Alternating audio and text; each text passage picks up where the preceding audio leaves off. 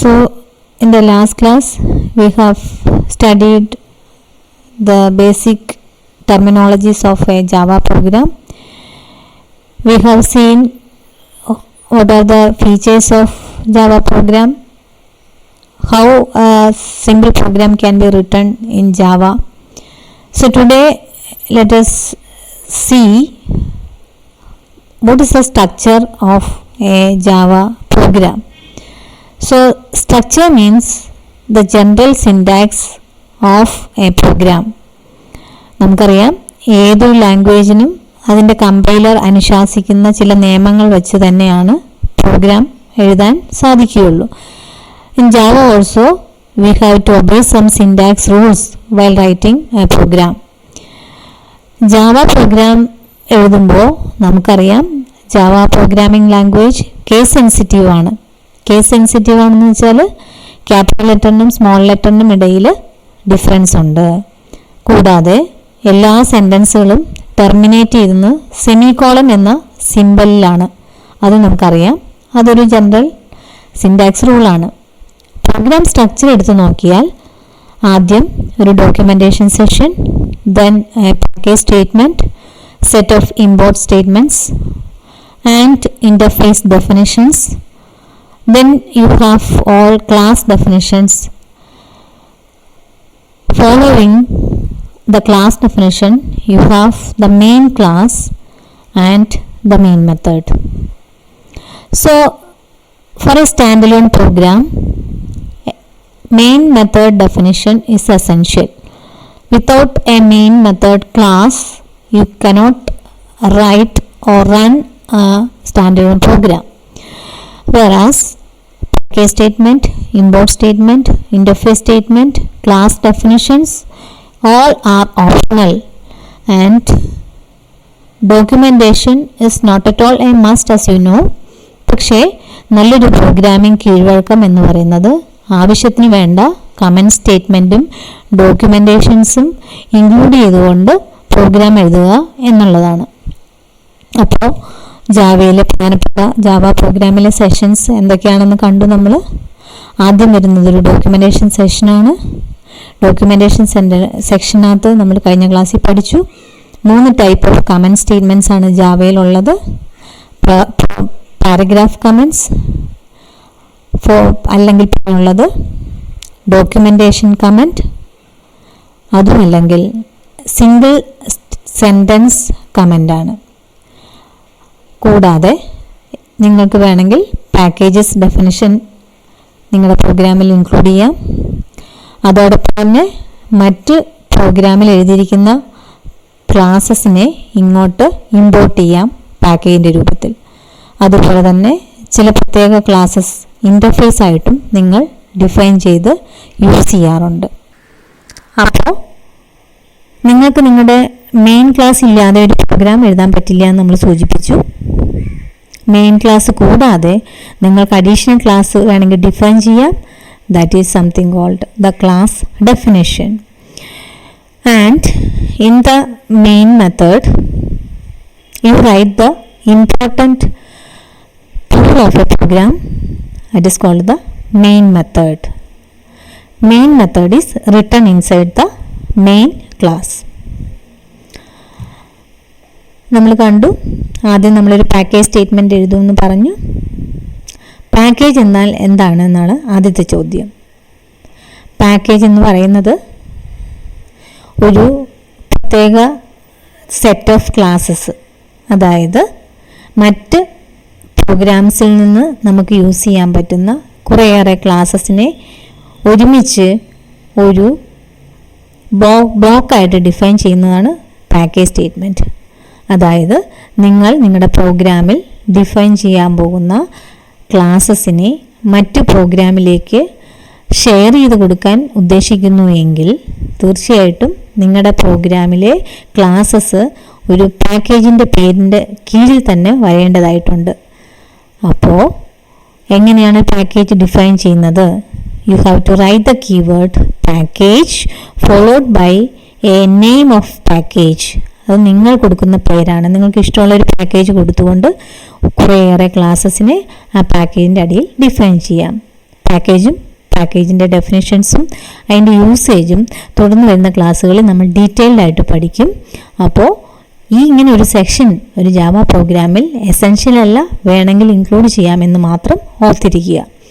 പാക്കേജിന് ശേഷം ഞാൻ പറഞ്ഞതുപോലെ മറ്റ് ക്ലാസ്സുകളിൽ നിന്നും മറ്റ് പ്രോഗ്രാംസിൽ നിന്നും നിങ്ങൾക്ക് വേണമെങ്കിൽ ക്ലാസ്സസിനെ ഇങ്ങോട്ട് ഇമ്പോർട്ട് ചെയ്യാം. അതായത് ഇങ്ങോട്ട് അവരനുവദിക്കുകയാണെങ്കിൽ നമുക്ക് ഷെയർ ചെയ്ത് ഉപയോഗിക്കാം. അതിനുവേണ്ടി ഉപയോഗിക്കുന്ന കീവേഡാണ് ഇമ്പോർട്ട്. അതായത് ഇവിടെ ഒരു എക്സാമ്പിൾ കാണാൻ സാധിക്കുന്നുണ്ട്.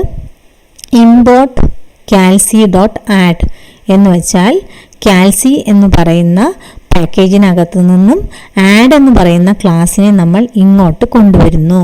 അതായത് മറ്റാരോ എഴുതിയിരിക്കുന്ന പ്രോഗ്രാമിലെ calc എന്ന് ആ പ്രോഗ്രാമർ ഡിഫൈൻ ചെയ്തിരിക്കുന്ന പാക്കേജിനകത്തെ ആഡ് എന്ന് പറയുന്ന ക്ലാസ്സിനെ നമ്മൾ ഇവിടെ നമ്മുടെ പ്രോഗ്രാമിൽ ഉപയോഗിക്കാൻ ആഗ്രഹിക്കുന്നു. So you must import that class from that package. So the package is calc and you are importing it, you are using it over here. കുറച്ചുകൂടെ വ്യക്തമായി പറഞ്ഞാൽ നമ്മൾ സി ലാംഗ്വേജിൽ ഹെഡർ ഫയൽസ് ഇൻക്ലൂഡ് എന്ന് പറയുന്ന കീവേഡ് ഉപയോഗിക്കുന്നതിന് തുല്യമാണിത്. ഇനി ഒരു പ്രത്യേക തരം ക്ലാസിൻ്റെ സ്ട്രക്ചറിൽ വരുന്ന മെത്തേഡ് ഡിക്ലറേഷൻസിനെ ഡിഫൈൻ ചെയ്യാൻ ഉപയോഗിക്കുന്നതാണ് ഇൻ്റർഫേസും നമ്മൾ തുടർന്ന് വരുന്ന ക്ലാസ്സുകളിൽ പഠിക്കുന്നതായിരിക്കും. ക്ലാസ് ഡെഫിനിഷൻ നമ്മൾ പറഞ്ഞു. നമ്മുടെ പ്രോഗ്രാമിൽ എത്രയേറെ ക്ലാസ്സുകൾ വേണമെങ്കിലും ഡിഫൈൻ ചെയ്തിടാവുന്നതാണ്. അപ്പോൾ ആദ്യമേ തന്നെ ക്ലാസിൻ്റെ ഡെഫിനിഷനും അതിനകത്ത് വരുന്ന കണ്ടൻറ്റും നമ്മൾ എഴുതിയിരിക്കും. അങ്ങനെ നമുക്ക് നമ്മുടെ പ്രോഗ്രാമിൽ ഒന്നിൽ കൂടുതൽ ക്ലാസ്സസിനെ ഡിഫൈൻ ചെയ്യാൻ പറ്റും. ഇത്തരത്തിൽ വരുന്ന എക്സ്ട്രാ ക്ലാസ് ഡെഫിനിഷൻസ് എല്ലാം മെയിൻ ക്ലാസ്സിന് മുമ്പായിട്ട് വരും. അതിന് തൊട്ട് പുറകെയാണ് നമ്മുടെ മെയിൻ മെത്തേഡ് ക്ലാസ് വരുന്നത്. അപ്പോൾ ഒരു എക്സിക്യൂട്ടബിൾ പ്രോഗ്രാമിൽ ഏറ്റവും ആവശ്യമുണ്ടായിരിക്കേണ്ട ഒരു ക്ലാസ്സാണ് മെയിൻ മെത്തേഡ് ക്ലാസ്. കഴിഞ്ഞ ക്ലാസ്സിൽ നമ്മൾ ഇതിൻ്റെ സ്ട്രക്ചർ കണ്ടതാണ്.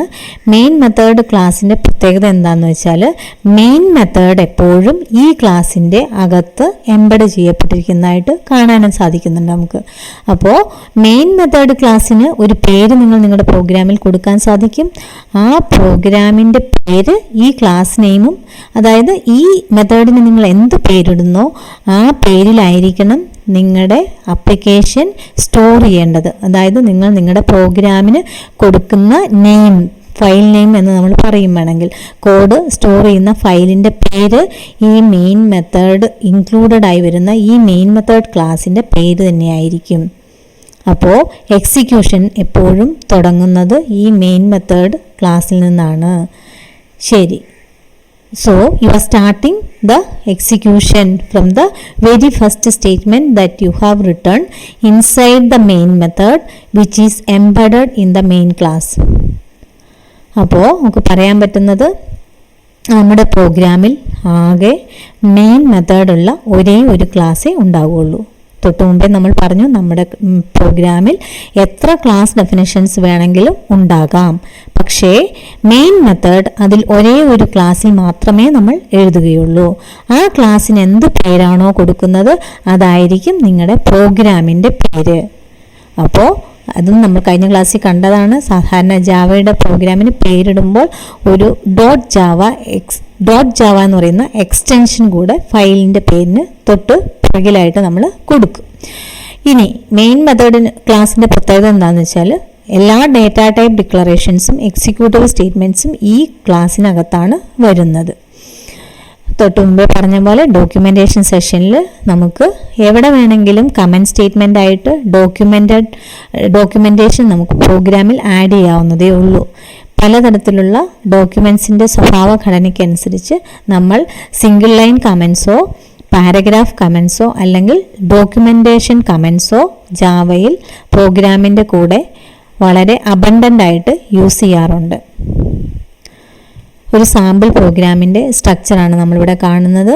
പ്രോഗ്രാമിൽ നമ്മൾ ഉപയോഗിച്ചിരിക്കുന്ന മെയിൻ ക്ലാസ് ഹെലോ എന്നാണ് ആ ക്ലാസ്സിൻ്റെ പേര്. ഹെലോ ഡോട്ട് ജാവ എന്നായിരിക്കണം ഈ പ്രോഗ്രാമിൻ്റെ പേര്.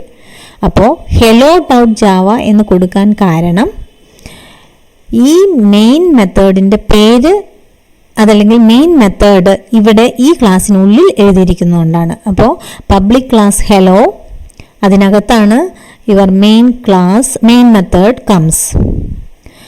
മെയിൻ മെത്തേഡ് എവിടെ എഴുതിയിരിക്കുന്നോ ആ ക്ലാസ്സിൻ്റെ പേര് എന്താണോ ആ പേരിലായിരിക്കണം ഈ പ്രോഗ്രാം സേവ് ചെയ്യപ്പെടേണ്ടത്.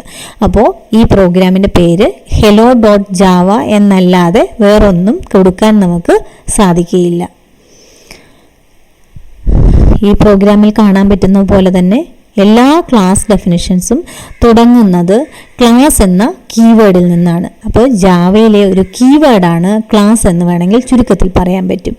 ക്ലാസ് ജാവയിലെ ഒരു ക്ലാസ് ഡെഫിനിഷനെ റെപ്രസെൻ്റ് ചെയ്യുന്നു.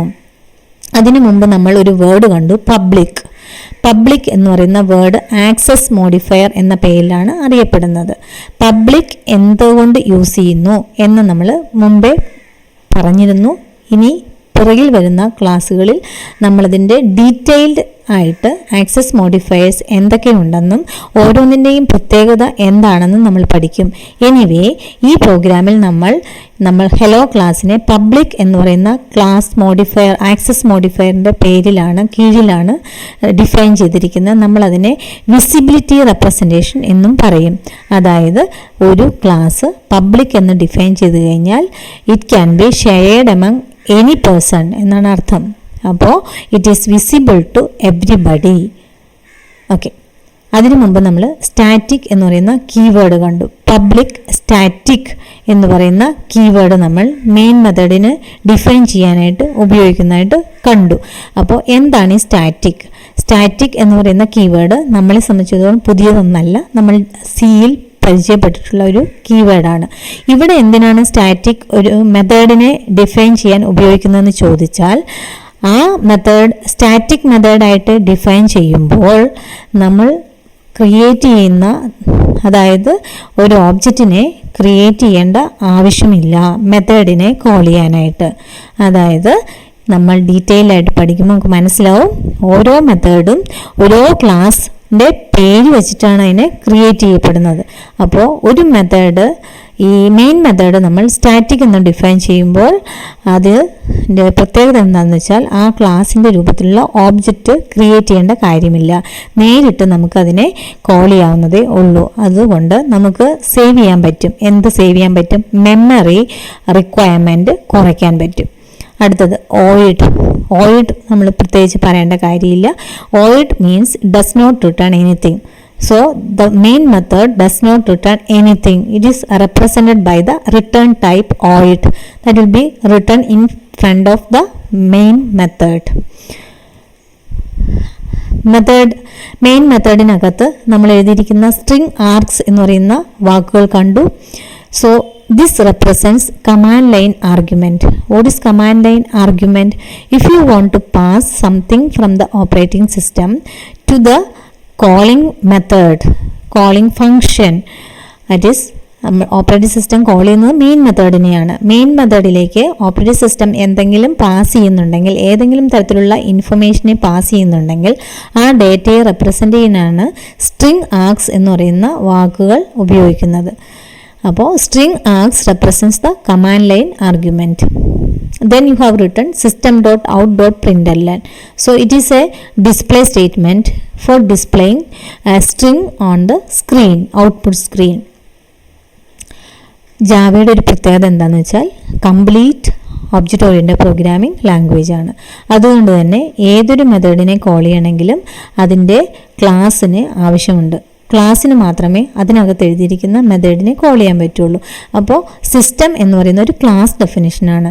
സിസ്റ്റം എവിടെ ഡിഫൈൻ ചെയ്തിരിക്കുന്നു എന്ന് ചോദിച്ചാൽ it is defined along with the compiler. അപ്പോൾ കമ്പൈലർ പ്രൊവൈഡ് ചെയ്യുന്ന ഒരു പ്രീ ഡിഫൈൻഡ് ക്ലാസ് ആണ് സിസ്റ്റം. അതിനകത്തെ ഒരു ഓബ്ജക്റ്റാണ് ഔട്ട് ഉപയോഗിച്ചിട്ടാണ് നമ്മൾ പ്രിൻ്റ്എല്ലിനെ കോൾ ചെയ്യുന്നത്. പ്രിൻ്റ്എല്ലിലേക്ക് ഒരു സ്ട്രിങ് നമ്മൾ പാസ് ചെയ്ത് കൊടുക്കുമ്പോൾ അത് സ്ക്രീനിൽ അല്ലെങ്കിൽ കൺസോളിൽ ഡിസ്പ്ലേ ചെയ്യപ്പെടുന്നു. println എന്ന് പറയുന്നത് print stream എന്ന് പറയുന്ന ക്ലാസ്സിലെ ഒരു മെത്തേഡാണ്. സോ സിയിൽ നമ്മൾ ഉപയോഗിക്കുന്ന ഫംഗ്ഷൻ എന്ന് പറയുന്ന വാക്കിന് പകരം ജാവ പ്രോഗ്രാമിംഗ് ലാംഗ്വേജിൽ എപ്പോഴും നമ്മൾ ഉപയോഗിക്കുന്ന വാക്കാണ് method. println is a method. println is a method. Just like you are writing printf statement in C language, you are using println in Java program. So if you see this program again, you can see a main method here. So as I said earlier, the execution starts from main method. Main method is written inside a class called add2numbers. So your program name will be add2numbers.java. ഈ programme നമ്മൾ save ചെയ്യാൻ പോകുന്നത് ഈ ഒരു programme file നെയിമിൻ്റെ കീഴിലാണ്. add2numbers is the main class of your program. Main method is written or embedded inside add2numbers class definition. മെയിനകത്ത് നമ്മൾ ചെയ്യുന്നത് 2 variables declare ചെയ്തിരിക്കുന്നു, 2 ഇൻറ്റീജർ വേരിയബിൾസ്. അതിൻ്റെ സം ആഡ് ചെയ്ത് നമ്മൾ മൂന്നാമത്തെ വേരിയബിളായ സമ്മിൽ സ്റ്റോർ ചെയ്യുന്നു. അതിനുശേഷം നമ്മൾ ആ സമ്മിനെ ഡിസ്പ്ലേ ചെയ്യുന്നു. system.out.println displays string on the screen. That string is concatenated with sum. So 5 plus 15 will be added together.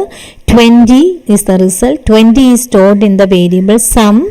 Sum is displayed along with a string sum of these numbers colon. Plus എന്ന് പറയുന്നത് string concatenation operator ആണ്. Some of these numbers ഒരു string ആണ്. അതിൻ്റെ കൂടെ some എന്ന് പറയുന്ന വേരിയബിളിനകത്തുള്ള data ഒരു സ്ട്രിംഗ് ആയി കൺവേർട്ട് ചെയ്ത് രണ്ടിനെയും കൂടെ കൺകാറ്റനേറ്റ് ചെയ്താണ് ഡിസ്പ്ലേ ചെയ്യപ്പെടുന്നത്. അപ്പോൾ കോമ ഇടുന്നതിന് പകരം സി ലാംഗ്വേജിൽ നമ്മൾ 2 വാല്യൂസിനെ സെപ്പറേറ്റ് ഔട്ട് ചെയ്യുന്നത് ഇടയ്ക്ക് കോമ ഇട്ടിട്ടാണ്. ഇവിടെ system.out.println കോമയ്ക്ക് പകരം നമ്മൾ പ്ലസ് സിമ്പൽ ഉപയോഗിച്ച് രണ്ടിനെയും കൺകാറ്റനേറ്റ് ചെയ്ത് ഒറ്റ സ്ട്രിംഗ് ആയിട്ട് കൺവേർട്ട് ചെയ്തതിന് ശേഷം അതിനെ ഡിസ്പ്ലേ ചെയ്യുന്നു.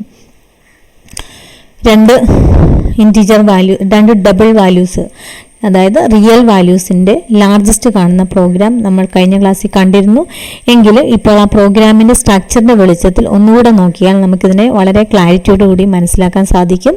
നിങ്ങളുടെ മെയിൻ മെത്തേഡ് വരുന്ന ക്ലാസിൻ്റെ പേര് ലാർജ് എന്നാണ്. അപ്പോൾ ഈ പ്രോഗ്രാം സേവ് ചെയ്യപ്പെടുന്നത് large.java എന്ന് പറയുന്ന ഫയൽ നെയിമിനകത്താണ്. 2 വേരിയബിൾസ് എയും ബിയും ഡിക്ലെയർ ചെയ്ത് അതിനകത്ത് ഡേറ്റ ഇനിഷ്യലൈസ് ചെയ്ത് പ്രോഗ്രാം എക്സിക്യൂഷൻ തുടങ്ങുന്നു.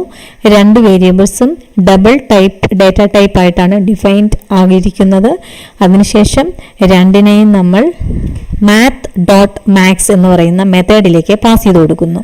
What is math? Math is A pre defined class in Java compiler. അതിനകത്ത് ഡിഫൈൻ ചെയ്തിരിക്കുന്ന മെത്തേഡാണ് മാക്സ്. മാക്സിൻ്റെ ജോലി എന്താണെന്ന് വെച്ചാൽ 2 ഡേറ്റയുടെ മാക്സിമം വാല്യൂ കണ്ടുപിടിക്കുക. എ കോമ ബി 12.123 എന്ന് പറയുന്ന എയും 12.456 എന്ന് പറയുന്ന ബിയും math.max പാസ് ചെയ്ത് കൊടുക്കുമ്പോൾ അത് അതിനകത്ത് ലാർജസ്റ്റ് വാല്യൂവിനെ കണ്ടുപിടിച്ച് system.out.printlnലേക്ക് തിരിച്ചു കൊണ്ടുവരുന്നു. system.out.printlnന്റെ ജോലി ആ തിരിച്ചു കൊണ്ടുവരുന്ന ഡേറ്റ എന്താണോ അതിനെ ഡിസ്പ്ലേ ചെയ്യുക. Means the maximum value among these 2 numbers will be displayed on the screen. Here the same program is written using another data type. Here both the values are integer, one is positive and one is negative, you can see. So here also we do the same thing, we calculate the maximum of A and B.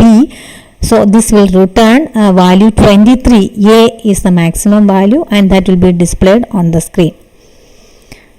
Just like that, math has a lot of mathematical functions defined in this class. Here are some examples. If you want to calculate square root, you can use sqrt. Power x raised to y, if you want to calculate, you can use POW. Logarithmic value, natural logarithm, logarithm to the base 10, logarithm 1 exp value.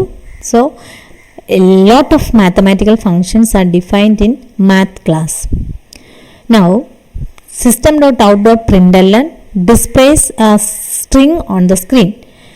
What is the difference between println and print? Println displays a string on the screen and the cursor moves to the next line for displaying something else. Whereas print displays a string on the screen and the cursor stays on the same line, does not move to the next line. So a new line will not be printed. That's the difference between println and print. ചുരുക്കി പറഞ്ഞാൽ println വഴി display ചെയ്യുന്ന സ്ട്രിങ്ങിന് ശേഷം വരുന്ന വേറെ ഏത് display സ്റ്റേറ്റ്മെൻറ്റും അടുത്ത ലൈനിൽ തുടങ്ങുമ്പോൾ പ്രിൻറ്റിന് ശേഷം വരുന്ന വേറെ ഏത് ഡിസ്പ്ലേ സ്ട്രിങ്ങും അതേ ലൈനിൽ തന്നെ ഡിസ്പ്ലേ പുനരാരംഭിക്കുന്നതായിട്ട് നിങ്ങൾക്ക് കാണാൻ പറ്റും. So a brief introduction regarding structure of Java programming was covered over here. We have seen what is structure of a sample Java program. We have seen some basic keywords in Java and the important sections of a Java program. അതിനകത്ത് തന്നെ വളരെ പ്രധാനപ്പെട്ട section, അതായത് ഒഴിച്ചുകൂടാവാനാവാത്ത section എന്ന് നമ്മൾ പറയുന്നത് main method and main ക്ലാസിൻ്റെ ഡെഫിനിഷനാണ്. അതുപോലെ തന്നെ നമ്മൾ പ്രിൻ്റ് ആൻഡ് പ്രിൻ്റ്ലൻ എന്നിടയിലുള്ള ഡിഫറൻസ് കണ്ടു.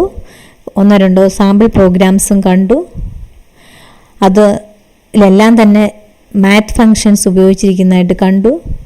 മാത്ത് എന്ന് പറയുന്നത് ജാവയിലെ ഒരു പ്രീ ഡിഫൈൻഡ് ക്ലാസ് ആണെന്ന് നമുക്ക് മനസ്സിലായി.